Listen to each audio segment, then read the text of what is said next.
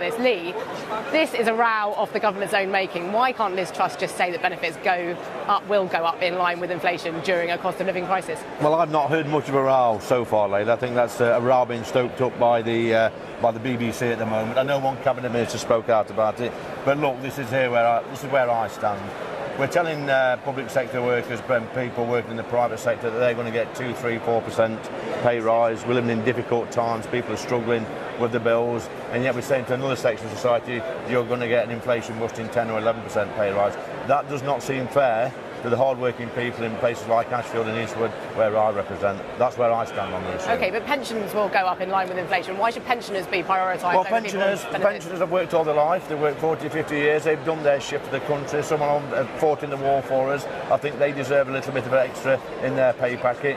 But, you know, people working currently and people not working currently, there's a big disparity there. You know, I see people in Ashfield that are working all the hours God sends. They're working overtime, they're working 6 and 7 days a week.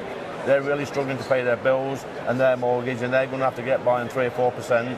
Yet there are some people who are not working that 40 hours for whatever reason, that seem to want 10, 11%. That don't seem fair. And remember, this is taxpayers' money that's paying for these pay rises, so the people who's working the hardest having to pay the most money for these pay rises. But most people who are on benefits are actually in work. So yes. You're talking about the same groups of people. Yes. Why is it that those people who are receiving benefit payments who should be penalised in this environment? Well, there are people on universal credit, you're quite right, they get their salaries topped up by universal credit. Now, we need to move away from universal credit in this country, upskill our workforce and make sure we've got a work environment where people can earn higher wages without getting that handout from the government. And I'll tell you where I'd start. If we want to subsidise wages at the moment, let's start with the BBC. I think you're lot raking about £5 billion a year in. You've got Lineker earning £2 million. You've got other presenters earning millions of pounds. Let's scrap the BBC licence. That's £160 a year that can go back into people's pockets. Okay, let's give them a pay rise with the BBC I'm not sure we're talking about the BBC's wages at the moment. We're talking about the benefits,